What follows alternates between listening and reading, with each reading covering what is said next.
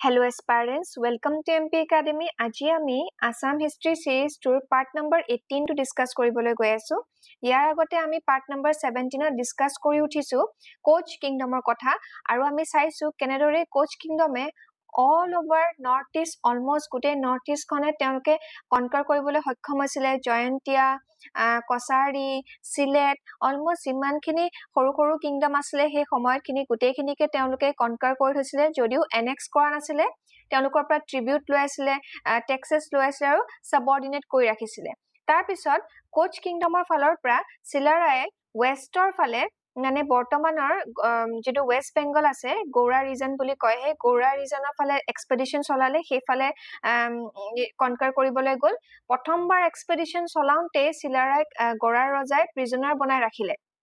কেদি বনাই ৰাখিলে কিন্তু নৰনাৰায়ণে কিবাকৈ ৰেস্কিউ কৰি আনিলে চিলাৰায়ে বচাই আনিলে তাৰ পিছত আকৌ সেকেন্ড বাৰ যেতিয়া এক্সপেডিশন চলালে আকৌ যেতিয়া গৌৰাৰ ফালে এটেক কৰিবলৈ গল তেতিয়া চিলাৰায়ে স্মল পক্স হৈ গল আৰু তেনেকৈ স্মল পক্স হৈ তেখেতৰ ডেথ হল 1572 to 75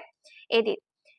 চিলাৰায়ে পুত্ৰ আছিল ৰঘুদেৱ আৰু নৰনাৰায়ণ ৰজাৰ বহু সময়লৈকে কোনো সন্তান নাছিলে সেইবাবে নৰনাৰায়ণে ডিসাইড কৰিছিলে যে তেখেতৰ ভতিজাক মানে চিলাৰায়ে পুত্ৰ ৰঘুদেৱকে ৰাজগদ্দিখন দিব আৰু গোটেই কোচ কিংডমখন সম্ভালিবলৈ দিব কিন্তু বহু বছৰ পিছত নৰনাৰায়ণৰ এটি সন্তান জন্ম হল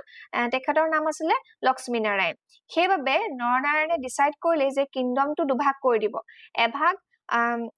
চিলাৰায়ে পুত্ৰ ৰঘুদেৱক দিয়া হল ওয়েস্টাৰ্ণ সাইডটো আৰু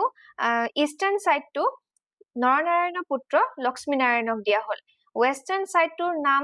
পিছত হল গৈ কোচবিহাৰ আৰু ইষ্টাৰ্ণ সাইডটোৰ নাম হল কোচহাজো কোচবিহাৰত ৰাজত্ব কৰি আছিল ৰঘুদেৱ চিলাৰায়ে পুত্ৰ আৰু কোচহাজোত ৰাজত্ব কৰি আছিল লক্ষ্মীনাৰায়ণ মানে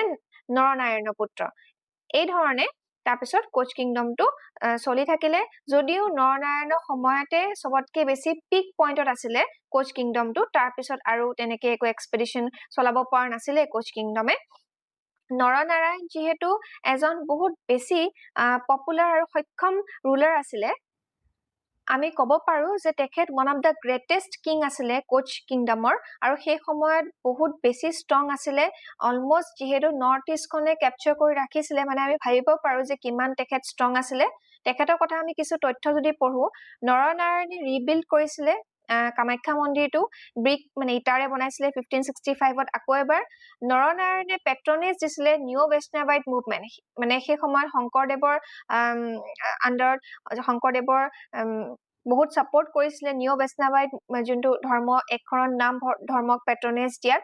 যদিও শংকৰদেৱ আহোমৰ সাবজেক্ট আছিলে তথাপিও আহোম সকলে সাপোৰ্ট কৰা নাছিলে বাবে শংকৰদেৱে শৰণ লৈছিলে নৰনাৰায়ণৰ কাষত আৰু নৰনাৰায়ণে বহুত বেছি শংকৰদেৱক সাপোৰ্ট কৰিছিলে নিউ বৈষ্ণৱিজমটো আগবঢ়াবলৈ আৰু সত্ৰ মানে যোনটো ইনষ্টিটিউট হয় সত্ৰ এখন নাম ধৰ্মৰ প্ৰচাৰ কৰিবলৈ প্ৰপাগেট কৰিবলৈ সত্ৰ সিস্টেমটো এস্টাবলিশ কৰিবলৈ বহু বেছি সহায় কৰিছিলে সেইবাবে তেখেতক অসমৰ কালচাৰেল হিষ্ট্ৰীত অসমৰ কালচাৰেল বুৰঞ্জীত সদায় মনত ৰখা যায় তেখেতৰ কোৰ্টত বিভিন্ন ধৰণৰ স্কলাৰ্স আছিলে শংকৰদেৱ মাধৱদেৱটো আছিলে লগতে অনন্ত কণ্ডলী শ্ৰীধৰ বকুল কায়স্থ পুৰুষোত্তম বিদ্যাভাগীশ এনেকুৱা ধৰণৰ বহুত বিখ্যাত স্কলাৰ্স বোৰ আছিলে তেওঁৰ কোৰ্টত সেইবাবে তেখেতক বিক্ৰমাদিত্য অফ আসাম বুলিও কয় যেহেতু তেখেতে লিটাৰেচাৰৰ ক্ষেত্ৰতে হওক কালচাৰেল ক্ষেত্ৰতে হওক বহুত বেছি অৱদান দি থৈ গৈছে আমাৰ অসমখনক তেখেতে বিভিন্ন ধৰণৰ ৰাস্তা ইনফ্ৰাষ্ট্ৰাকচাৰো বনাইছিলে তাৰে মাজত এটা ফেমাস হল গোহাই কমল আলী কোচবিহাৰৰ পৰা ৰাস্তাটো নৰায়ণপুৰ বৰ্তমানৰ লখিমপুৰ ডিস্ট্ৰিক্ট লৈকে হয় মানে বিশাল এই ৰাস্তাটো আৰু বহুত ফেমাস হয় গোহাই কমল আলী তেখেতৰ আৰু এজন ভাইটিৰ নামেৰে ৰাখিছিলে যেহেতু সুপাৰভিজন কৰি আছিলে গোহাই কমল আলী সেই সময়ত নৰনাৰায়ণৰ আন্ডাৰতে ৰাস্তাটো বনাবলৈ নৰনাৰায়ণৰ ৰাজত্ব কালতে পৰ্তুগীজ ট্ৰেভেলাৰ এজনো আহিছিলে ৰয়েল ফিচ বুলি কোচ কিংডমলৈ এই কোৱেশ্চনটো আহিব পাৰে যে কাৰ ৰাজত্ব কালত ৰয়েল ফিচ নামৰ পৰ্তুগীজ ট্ৰেভেলাৰজন আহিছিলে অসমলৈ এই ধৰণে আমি কোচ কিংডমৰ কথা কিছু তথ্য পঢ়িলো আৰু আহোমৰ আগত যিখিনি আমি কিংডম পঢ়িব লাগে কছাৰী তাৰপিছত চুটিয়াছ খেন কোচ এই গোটেইখিনি কিংডমৰ কথা পঢ়িলো এতিয়া আমি সাজু হৈ গলো নেক্সট পাৰ্টৰ পৰা আহোম কিংডমৰ কথা পঢ়িবলৈ থ্যাংক ইউ